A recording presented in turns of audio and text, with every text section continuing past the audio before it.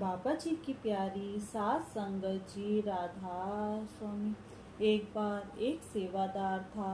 वह बिजली बोर्ड में काम करता था। उसकी लंगर की पक्की सेवा थी। वह हर भंडारे पर ब्यास लंगर की सेवा में जाता था और मन लगाकर सेवा करता था। एक बार वह सेवा पर गया। लंगर बरताते बरताते ही उसे कुछ हो गया और वह वहीं पर गिर गया। उस समय दूसरे सेवादार उसको एम्बुलेंस में अस्पताल ले गए। तो वहां पर चेक किया तो डॉक्टर ने कहा कि इसमें कुछ नहीं है, लेकिन बाबा जी से कुछ भी छिपा नहीं है। बाबा जी ने उसकी पत्नी को ब्यास बुलवाया और बाबा जी ने खुद उससे पूछा, बेटा आपकी क्या सलाह है? आप यहाँ पर रहना चाहती हैं तो आपके रहने के लिए घर दे देंगे और आपके बच्चों की पूरी जिम्मेवारी हमारी होगी। वह औरत बाबा जी को हाथ जोड़कर बोली, बाबा जी मैं अपने परिवार के साथ रहना चाहती हूँ। अगर हो सके तो आप मेरे पति की नौकरी मुझको दिलवा देंगे तो आपकी बहुत मेहरबानी होगी। परिवार में रहकर बच्चे भी आराम से पल जाएंगे। बाबा जी ने दया की और उसके पति की नौकरी उसको मिल गई। उसने अपने बच्चों को पढ़ाया लिखाया, शादियां की और वह खुद और उसके लड़के बाबा जी के घर में सेवा करते हैं। वह सतगुरु की बहुत आभारी है कि अगर बाबा जी मेरी नौकरी ना लगवाते तो आज शायद मेरे बच्चे अपने पैरों पर खड़े ना होते। बाबा जी तो हर पल हमारे साथ हैं। जीते जी तो वह हमारी संभाल करते ही हैं। सेवादार के मरने के बाद भी उसके परिवार की संभाल की। ऐसे प्यारे सतगुरु का बार बार शुक्रिया। एक गरीब आदमी था। उसने अपनी बेटी की शादी करनी थी। उसने अपने लड़के को कहा, जाओ साहूकार से कुछ उधार ले आओ और फिर तुम्हारी बहन की शादी करनी है। वह लड़का सेठ के पास गया और बोला, सेठ जी मेरी बहन की शादी है, कुछ पैसे उधार चाहिए। सेठ जी ने उसके घर के कागज अपने पास रख लिए और उस लड़के को जितने पैसे चाहिए थे दे दिए। लड़का पैसे लेकर घर आया। उन्होंने अपनी बहन की शादी कर दी। कुछ समय के बाद वह लड़का भी शहर चला गया और वहाँ पर मेहनत मजदूरी करके पैसे कमा कर लाया। तो पिताजी ने कहा, बेटा पहले सेठ जी के पास जाओ और उससे जो पैसे उधार लिए थे वह चुका कर आओ।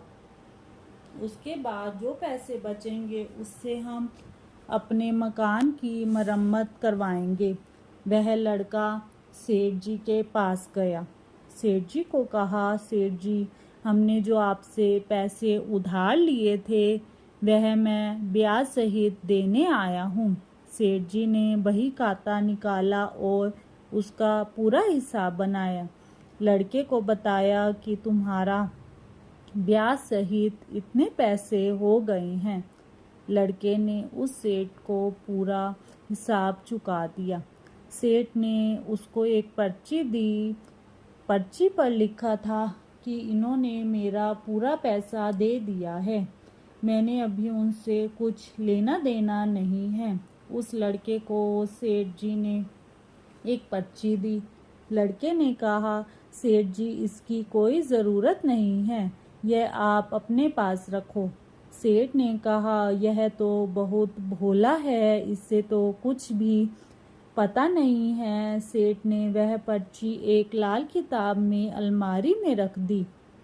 उसने लड़के को दूसरी पर्ची बना कर दी कि इन्होंने हमारे इतने पैसे देने हैं। वह बोला, मेरे को पर्ची की कोई ज़रूरत नहीं है, मुझे अपने बाबा नानक पर पूरा विश्वास है। सेठ को लालच आ गया और कुछ दिनों के बाद सेठ ने उस गरीब आदमी पर केस कर दिया। कोर्ट से एक आदमी आया और उसने कहा कि कल कोर्ट में पेश होना है।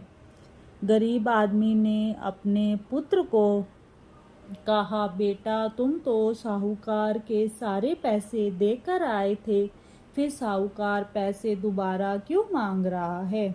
उसने तुम्हारे को कोई पर्ची नहीं दी थी? तो लड़का बोला, पर्ची दी थी। जब पर्ची देखी तो उसमें लिखा था कि इन्होंने मेरे को इतने पैसे देने हैं। वह बहुत हैरान हुए। अगले दिन जब वह कोर्ट में गए तो जज ने पूछा, तुमने सेठ से पैसे लिए थे? तो लड़के ने हाँ कर दी। लड़का बोला, मैंने सेठ को ब्याज सहित पूरे पैसे चुका दिए हैं, लेकिन यह हमारे से दोबारा पैसे मांग रहा है। तो जज ने कहा, जब तुमने सेठ को पैसे दिए तो कोई वहाँ पर था उस समय? उसने कहा, वहाँ पर बाबा नानक जी थे। जज ने कहा, बाकी कार्रवाई कल होगी, बाबा नानक जी को साथ लेकर आना। जब उन्होंने बाबा नानक के घर का पता पूछा तो लड़के ने पास के गुरुद्वारे का एड्रेस बता दिया। पुलिस वाले गुरुद्वारे में गए और बोले, बाबा नानक जी को कल कोर्ट में पेश होना के लिए बुलाया है। सभी बहुत हैरान हो गए। अगले दिन कोर्ट जाने से पहले वह लड़का गुरुद्वारे में आया और बाबा नानक जी को माथा टेक कर बोला, आप हर जगह मौजूद होते हो हैं, आप सेठ के घर भी मेरे साथ थे, तो आपको आज कोर्ट में आकर मेरे लिए गवाही देनी है। वह माथा टेककर कोर्ट चला गया। जब जज के सामने पेश हुए तो जज ने कहा, बाबा नानक जी को पेश किया जाए। एक बुजुर्ग आदमी जिन्होंने पुराने से कपड़े डाले हुए थे कोर्ट में आए और बोले, मैं बाबा नानक हूँ, पूछो मुझसे क्या पूछना है। जज उसको देखकर पहले तो बहुत हैरान हो गया कि यह बुजुर्ग क्या गवाही देंगे। जब जज ने उनसे पूछा कि इस लड़के ने सेठ जी को पैसे दिए थे तो आप वहाँ पर थे? सेठ बोला, यह वहाँ पर नहीं थे। जज ने फिर पूछा, जब लड़के ने पैसे दिए थे तो क्या हुआ था?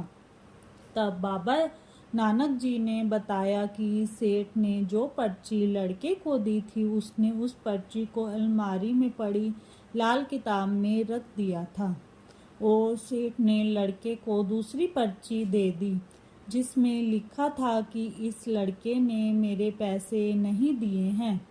जज ने पुलिस वाले को भेजकर वहां से वह लाल किताब मंगवा ली जिसमें वह पर्ची पड़ी थी। जज ने जब पर्ची खोलकर पढ़ी तो उसमें सेठ के हाथ से लिखा था कि इन्होंने मेरे पूरे पैसे दे दिए हैं, अब इनसे मेरा कोई लेना देना नहीं है। पर्ची पढ़कर जज ने सेठ को सजा सुनाई और बाबा नानक जी की दया से वह पिता पुत्र घर वापस आ गए। इस साखी से हमें यह शिक्षा मिलती है कि मालिक हर समय हमारे साथ हैं।